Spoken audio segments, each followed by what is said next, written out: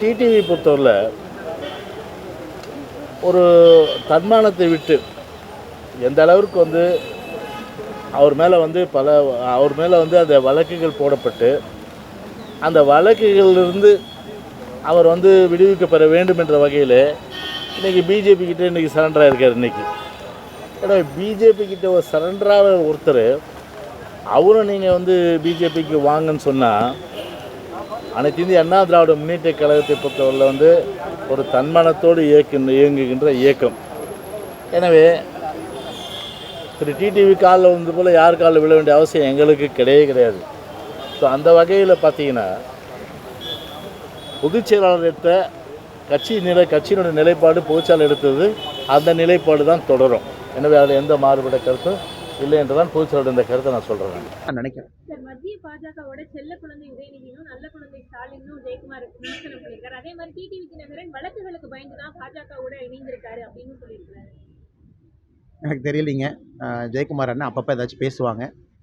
அப்போ கொஞ்ச நாளைக்கு முன்னாடி செல்ல குழந்தை அவங்க இருந்தாங்களா? 2021 தேர்தலுக்கு முன்பு செல்ல குழந்தையாக இவங்களே உங்களை சொல்லிக்கிறாங்களா? அதனால் ஒரு விஷயத்தை இவர்கள் புரிந்து கொள்ள வேண்டும். நான் திரும்ப கேட்குறேங்க. நான் ஒரு மாதிரி என்ன சொல்கிறது, ஒரு கோபத்திலே அந்த கேள்வியை கேட்குறேன். இன்றைக்கி தமிழகத்தில் யாராச்சும் ஒருத்தரை திட்டி பேசணும் அப்படின்னா உடனே பாஜகவோட சம்மந்தப்படுத்தி பேசிட்டா நம்ம திட்டி பேசுகிறதா கணக்கா? இன்றைக்கி எல்லாரும் இந்த வேலையை தான் செய்கிறாங்க. திமுக வெறுத்து கேள்வி கேட்டால் நீ பாஜகவோட பி டீம், திமுக வெறுத்து அதிமுக கேள்வி கேட்டால் திமுக பாஜகவோட சி டீம். இப்படியே சுற்றி வந்தால் எல்லா டீம்லையும் நாங்கள் தான் இருப்ப மாட்டிருக்கு. இதே மாதிரி நிலைமை போச்சுனாங்கன்னா நாங்கள் பவுலிங் போடுறது நாங்கள் தான், பேட்டிங்கு நாங்கள் தான். அதை நோக்கி தான் அது போகுது. அதனால் இன்றைக்கி பாரதிய ஜனதா கட்சி எல்லா பக்கம் பரவி இருப்பதாகத்தான் நான் பார்க்குறது. பி டீம், சி டீம், செல்ல குழந்தை என்ன வேணாலும் சொல்லட்டுங்க சிஸ்டர். இது மிக முக்கியமாக நான் பார்ப்பது, யாராவது உங்களை கேள்வி எதிர்த்து கேட்டால் பாரதிய ஜனதா கட்சியோடு இணைத்து பேசிட்டா நம்ம தப்பிச்சுக்கலாம்னு நினைக்கிறாங்க. காலம் மாறிவிட்டது, சூழ்நிலை மாறி இருக்கிறது. பொறுத்திருந்து பார்ப்போம். மக்களும் மாற்றி வாக்களிப்பாங்க.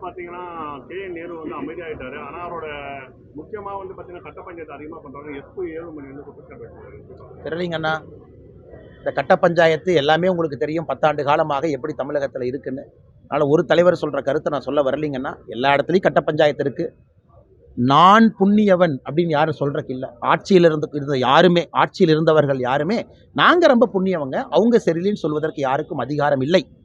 அதனுடைய நிலைப்பாடு 10-20 ஆண்டுகளாக தமிழகத்தில் கட்ட பஞ்சாயத்து கலாச்சாரம் தலை தூக்கி இருக்கிறது. ஆளுமைகள் கிடையாது.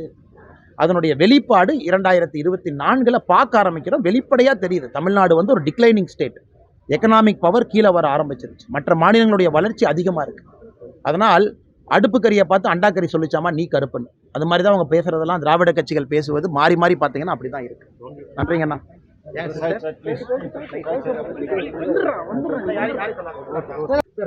சகோதரி ஏதோ கேட்க மகன் அப்பாவை கொள்றது அந்த மாதிரி போயிட்டு இருக்கு சார் போதையில. இதுக்கு தமிழ்நாடு அரசு போதுமான விழிப்புணர்வோ இல்ல தேர்தல் இதில் சொன்ன மாதிரி மதுக்கடையில் ஆனா இன்னைக்கு போதைகளுடைய கூடாரமாக, போதைப் பொருட்களுடைய கூடாரமாக தமிழகம் மாறியிருக்கல, எந்த மாற்று கருத்து இல்லைங்கண்ணா.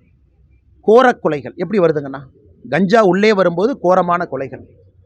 அருவாள் கலாச்சாரம் வேற லெவலுக்கு போயிருச்சு. நேற்று வெள்ளூரில் கேவி குப்பத்தில் எங்களுடைய பாரதிய ஜனதா கட்சியினுடைய தொண்டரை வெட்டி கொலை செஞ்சாங்க.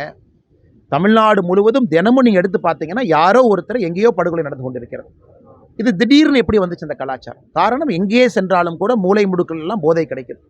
அதனால் திமுகவை பொறுத்தவரை அட்டர் ஃபெயிலியர். சும்மா அவங்க உதயநிதி நடக்கிறத பார்த்தா எஜமான் காலடி மண்ணெடுத்து அப்படின்னு இவங்களே ஒரு பேக்ரவுண்ட் சாக்கு போட்டு டிஐபிஆர் போடுறாங்க.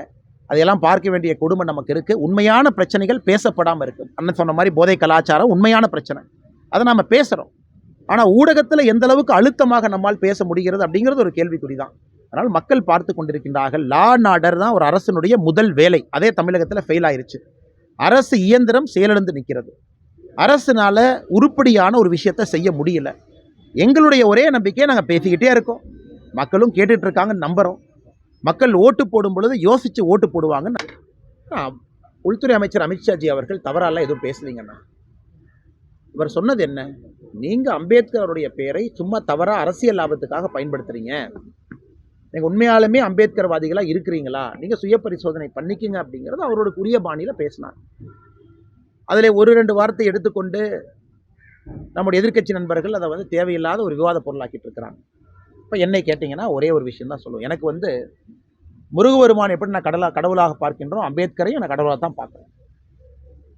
அது நீங்கள் வந்து அம்பேத்கர் ஐயாவை அவருடைய கொள்கையை ஏற்றுக்கிட்டு நீங்கள் அரசியல் பண்ணுறீங்களா அப்படின்னு கேட்டிங்கன்னா நான் பண்ணுறேன். அது அம்பேத்கர் அவருடைய பேரை உச்சரிக்கக்கூடிய எல்லா கட்சிகளும் பண்ணுறாங்களாங்கிற கேள்வி நான் வைக்கிறேன். அதை தான் அம்பேத்கர் அவங்க வச்சாங்க. இட் இஸ் அ நான் இஷ்யூ. அமித்ஷாஜி அவர்கள் கேட்ட கேள்விக்கு உங்கள் பதில் சொன்னேன். அம்பேத்கர் அவர்களை எப்படி காங்கிரஸ் கட்சி சிறுமைப்படுத்துச்சு, கேபினெட்லேருந்து ஏன் ரிசைன் பண்ணாங்க, முதல் தேர்தலில் சவுத் மும்பையில் எப்படி அம்பேத்கர் ஐயாவை தோக்கடிச்சாங்க, அவருக்கு பாரத் ரத்னா விருது எதற்காக தாமதமாக 1980 கொடுத்தீங்க, இதுக்கு எல்லாம் பதில் சொல்லணும். அது சொன்னீங்கன்னா நீங்கள் அம்பேத்கர் ஐயாவுக்கு கௌரவம் கொடுத்துருக்கீங்க, நான் ஏற்றுக்கிறேன். எதுவுமே செய்யாமல் இன்றைக்கி நீங்கள் வந்து அம்பேத்கர் ஐயாவை பற்றி அமித்ஷாஜியை பேசிட்டாங்கன்னு தவறான தகவலை பரப்புகிறாங்க. மக்களுக்கு தெரியும் உண்மையான அம்பேத்கர் ஐயாவுடைய அந்த பாதையில் நடக்கக்கூடிய ஒரே தலைவர் அன்றைக்கி அகில இந்திய அளவில் இருக்கிறாங்கன்னா பாரத பிரதமர் நரேந்திர மோடி அவர்கள். காரணம் கன்சிஸ்டண்ட்டாக அம்பேத்கர் ஐயா கொண்டு வந்திருக்கக்கூடிய அரசியலமைப்பு சட்டமாக இருக்கட்டும், சிந்தனையாக இருக்கட்டும், அதில் மக்கள் மன்றத்திலே வைத்து நம்முடைய அரசியல் நடந்து கொண்டிருக்கிறது. ஆனால் புகேஸ்க்கு கொடுக்கப்பட்ட முன்னுரிமை வந்து கேரன் கேம்பெயின் என்ற காசிமாவுக்கு கொடுக்கல. பெண்களுக்கு முன்னுரிமை பேசக்கூடிய அரசியல் வந்து பெண்கள் ஒதுக்கப்பட்டதா வந்து சமூக வலைதளம் ஒரு டாக் போயிட்டு இருக்கு. எப்படி பார்க்குறீங்க சார்? ஆனால் இப்போ தான் பார்த்தேன் தமிழக அரசு வந்து 1 கோடி ரூபாய் அறிவித்திருப்பதாக செய்திகள் வருது. ஒருவேளை இது உண்மையாக இருந்தால் மீடியா நண்பர்களுக்கு அந்த பாராட்டம் தெரிவிக்கிற அந்த நேரத்தில் ஒரு அற்புதமான கேரன் சாம்பியனுக்கும் அதே முன்னுரிமை கொடுக்கணும், அதே மரியாதை கொடுக்கணும். சகோதரர் குகேஷ் அவருடைய சாதனை வந்து ஒரு அளப்பரிய சாதனை, பெரிய இன்ஸ்பிரேஷன். ஆனால் எல்லா சாதனையாளர்களும் ஊக்குவிக்கும் பொழுது மட்டும்தான் தமிழகம் உண்மையாலுமே ஒரு ஸ்போர்ட்ஸ் ஸ்டேட்டாக மாறும். அதனால் இப்போ தான் பார்த்தேன், இப்போ தான் ஜஸ்ட் உங்களுக்கு தகவல் வந்துச்சான்னு தெரியல. அது நடந்திருந்தால் தமிழக அரசு கொடுக்கணும், நடந்திருந்தால் பத்திரிகை நண்பர்களுக்கு என்னுடைய பாராட்டை தெரிவிச்சுக்கிறேன். காரணம் நீங்கள் தான் அதை வந்து அரசனுடைய காதுக்கு போகும் அளவுக்கு திரும்ப திரும்ப பேசிக்கிட்டே இருந்தீங்க. அது மட்டும் இல்லை, அடுத்து நம்முடைய அஸ்வின், அன்பு சகோதரர் அஸ்வின் அவர்கள் ரிட்டையர்மெண்ட் அறிவிச்சிருக்கிறாங்க. 500க்கும் மேற்பட்ட டெஸ்ட் விக்கெட் வீழ்த்தியிருக்கிறாங்க.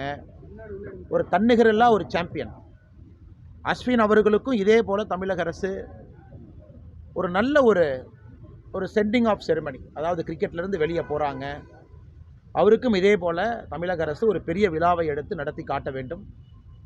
ஏன்னா அஸ்வின் அவர்களை பொறுத்தவரை கிரிக்கெட்டுங்கிறது எஸ்டாப்ளிஷ் ஸ்போர்ட்டாக இருந்தால் கூட ஒரு தனிப்பெரும் சாதனை, ஆஃப் ஸ்பின்னராக ஒரு பெரிய சாதனையை பண்ணியிருக்கிறாங்க.